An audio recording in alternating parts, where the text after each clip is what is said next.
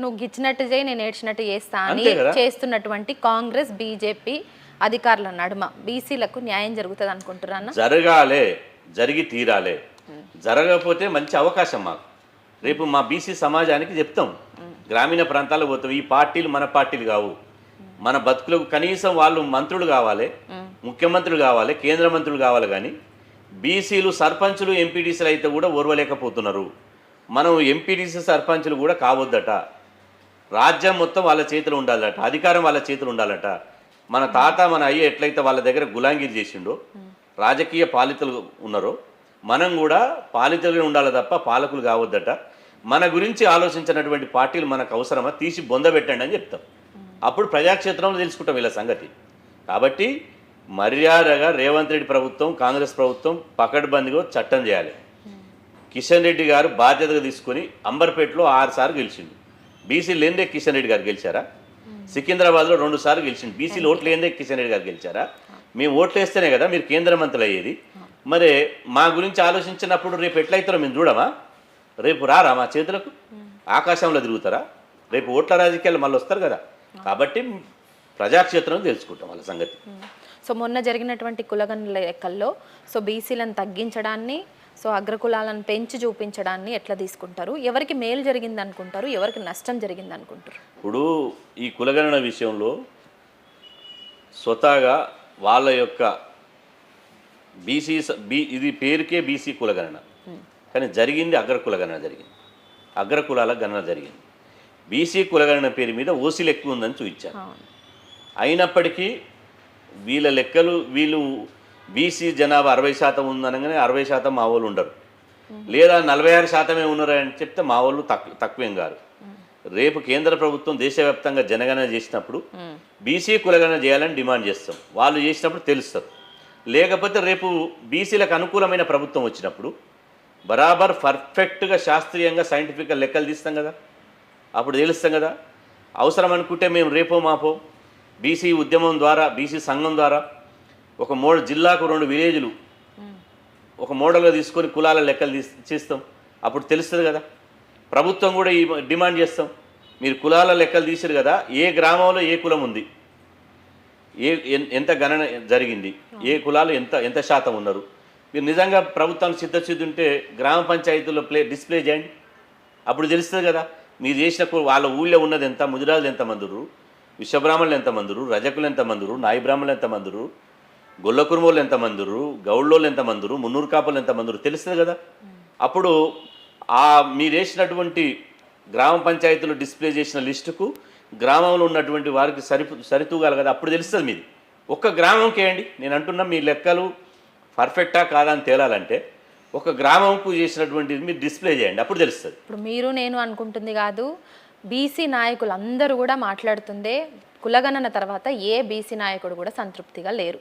ఇది గవర్నమెంట్కి కూడా తెలుసు. అయినప్పటికీ కూడా మొన్న అఖిలపక్ష పద్మశాలి సభకి వెళ్ళి బీసీలను కించబరుస్తూ అట్లా మాట్లాడడాన్ని ఎట్లా చూస్తారు? నిజంగా ఏంటి అసలు బీసీలను పండబెట్టి దొక్కుతా, లేకపోతే ఒంగబెట్టి గుద్దుతా, ఇట్లాంటి మాటలు అంటే మేము ఊకోం.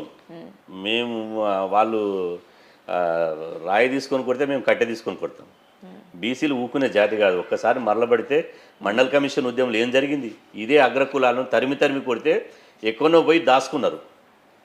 రిజర్వేషన్లు వద్దు అని చెప్పి రిజర్వేషన్లు ఇస్తే ప్రతిభ లేదు, మెరిట్ లేదు, గాడిదలతో సమానం అని చెప్పి మమ్మల్ని ఆత్మగౌరవం దెబ్బతీస్తే బీసీ ఎస్సీ ఎస్టీ సమాజమై ఈ పిడికడి శాతం లేని తరిమితే ఎక్కడో దాచుకున్నారు రేవంత్ రెడ్డి వారసులు.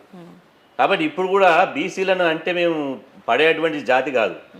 ఎవరినో బీజేపీ బీఆర్ఎస్ పేరు మీద అన్నాడు, బీసీల మీద అనమంటే మేము పళ్ళు రాలగొట్టాం. అంటే లెక్కలు రాంగ్ అంటే ప్రతి ఒక్కరు లెక్కలు రాంగ్. బీసీ నాయకులు అయితే అసంతృప్తిగానే ఉన్నారు. సో బీసీ నాయకులే లెక్కలు రాంగ్, మళ్ళీ చేయాలి, లేకపోతే స్థానిక ఎన్నికలకు ఓనియము అని మీరే ఫైట్ చేస్తున్నారు. ఉద్యమ సంస్థలు మేము ఎలిగేషన్ చేసినా దీన్ని బీజేపీ బీఆర్ఎస్ ప్రతిపక్షాలు వాడుకుంటున్నాయి.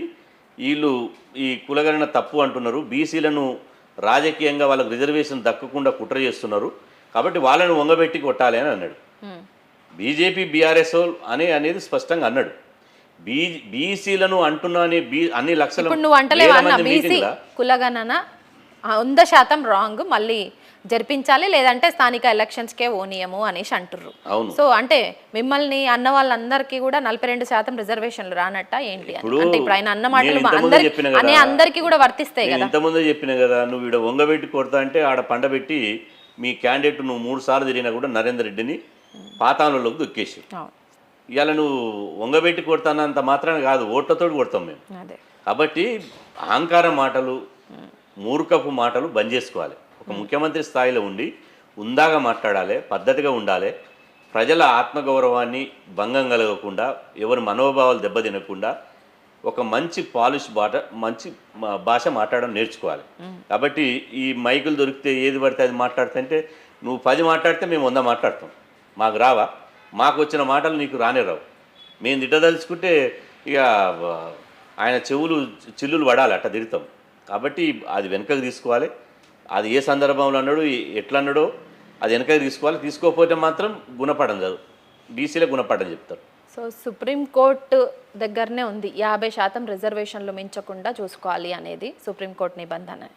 సో అది క్రాస్ చేసి కూడా గవర్నమెంట్ ఇవ్వలేదు కదా. మరి మొన్నటి ఎలక్షన్స్లో సో 42% రిజర్వేషన్స్ ఇస్తామని అధికారంలోకి వచ్చినటువంటి కాంగ్రెస్ పార్టీని ఎట్లా నమ్మిర్రు బీసీలు? ఇప్పుడు 50% రిజర్వేషన్ల సుప్రీంకోర్టు అనేది ఎప్పుడో పోయింది. ఎప్పుడైతే అగ్రవర్ణాలకు 10% రిజర్వేషన్లు పెట్టారో 50% సీలింగ్ అనేది ఆటోమేటిక్గా 60% అయిపోయింది. ఇప్పుడు విద్యా ఉద్యోగాల్లో గతంలో ఎస్టీలకు కేసీఆర్ గారు 7% రిజర్వేషన్ ఉన్నప్పుడు వాళ్ళకి 10% రిజర్వేషన్ పెంచారు. విద్యా ఉద్యోగాల్లో గిరిజన రిజర్వేషన్ పెంచినప్పుడు ఆటోమేటిక్గా 50% పోయింది. కోర్టులు కూడా ఏం చెప్తున్నాయంటే, ఇప్పుడు 50% క్రైటీరియా కానే కాదు. ఇప్పుడున్నటువంటి రిజర్వేషన్లు ఇవ్వాలంటే ప్రభుత్వాల దగ్గర పర్ఫెక్ట్గా ఒక డేటా ఉండాలి. మీ దగ్గర డేటా ఉంటే వాళ్ళది విద్యాపరంగా ఎంత వెనుకబడి ఉన్నారు, ఉద్యోగపరంగా ఎంత వెనుకబడి ఉన్నారు, సామాజికంగా ఎంత వెనుకబడి ఉన్నారు, రాజకీయంగా ఎంత వెనుకబడతనంతో ఉన్నారు. కాబట్టి ఈ యొక్క డేటా ఉంటే రిజర్వేషన్లు ఆ డేటా ప్రకారం ఇచ్చుకోవచ్చు అని చెప్పి సుప్రీంకోర్టు జడ్జిమెంట్ ఉన్నది. 50% సీలింగ్ అనేది ఒకప్పటి మాట. ఎప్పుడైతే ఈడబ్ల్యూఎస్ రిజర్వేషన్లతోటి 10% ఇచ్చారో 50 నుంచి 60% అయిపోయింది.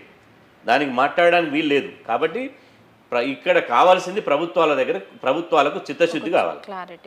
చేసేవాడు, వడ్డించేవాడు మనవాడు కావాలి. వడ్డించేవాడు చిత్తశుద్ధితో వ్యవహరించాలి. నేను కాగితం చేసి పంపిన ఇట్లాంటి తీర్మానాలు అసెంబ్లీలో తెలంగాణలో కానీ ఉమ్మడి ఆంధ్రప్రదేశ్లో కానీ 190 తీర్మానాలు చేసి పంపారు ఢిల్లీకి. ఒక్క తీర్మానం అమలు అయిందా? కాబట్టి తీర్మానాలతోటి చేతులు దులుపుకోవద్దు. తీర్మానాలతోటి కాకుండా చట్టం చేసి పకడ్బందీగా సైంటిఫిక్గా, నేను ఇంతకుముందే చెప్పినట్టు కోర్టుల న్యాయపరమైనటువంటి చిక్కులు రాకుండా ప్రభుత్వానికి కనుక, కేంద్ర ప్రభుత్వానికి కనుక ఇస్తే కేంద్ర ప్రభుత్వం రాష్ట్ర ప్రభుత్వం కలిసి బీసీలకు 42% రిజర్వేషన్లు చట్టబద్ధంగా వచ్చేటువంటి అవకాశం ఉంటుంది. లేకపోతే మాత్రం నేను ఇక్కడికి వెళ్ళి పంపిస్తాను, పొద్దుగాల చట్టం చేసి రాత్రిలు ఫోన్లో మాట్లాడుకొని మీరు పంపించకూరి అంటే కాలమే నిర్ణయిస్తుంది. ఇప్పుడు ఎక్కడైతే వీళ్ళంతా పాలకులు ఒక చరిత్ర తెలుసుకోవాల్సింది ఏంటంటే, ఏ సమాజాన్ని అయితే అణచివేస్తారో, ఏ సమాజాన్ని అయితే చిన్నచూపు చూస్తారో, వివక్షతకు గురి చేస్తారో, అవమానానికి గురి చేస్తారో, ఆ సమాజం ఎప్పుడూ తిరుగుబాటు చేస్తే వీళ్ళంతా గాలిలో కొట్టుకపోయారు. కాబట్టి ఇప్పుడు తెలంగాణ రైతాంగ సాయుధ పోరాటంలో పన్నులు కట్టాలని చెప్పి హింసించారు. మరి ప్రజలంతా తిరుగుబాటు చేస్తే వాళ్ళు పారిపోయారు కదా, మంచి అవకాశం ఇచ్చారు. ఇలా తెలంగాణ ఆంధ్ర పాలకులు మన సంస్కృతిని, మన జీవన విధానాన్ని, మన భాషను, యాసను వెక్కిరించారు. దాంతో ఫలితం ఏమనుభవించారు? ప్రత్యేక తెలంగాణ ఉద్యమం ఊపందుకుని తెలంగాణ రాష్ట్రం వచ్చింది. భారతదేశాన్ని బ్రిటిష్ వాళ్ళు ఏలన చేశారు.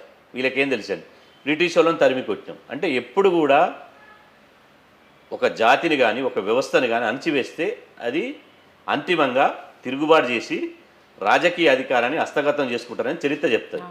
మీరు కూడా చేస్తే ఏమైతే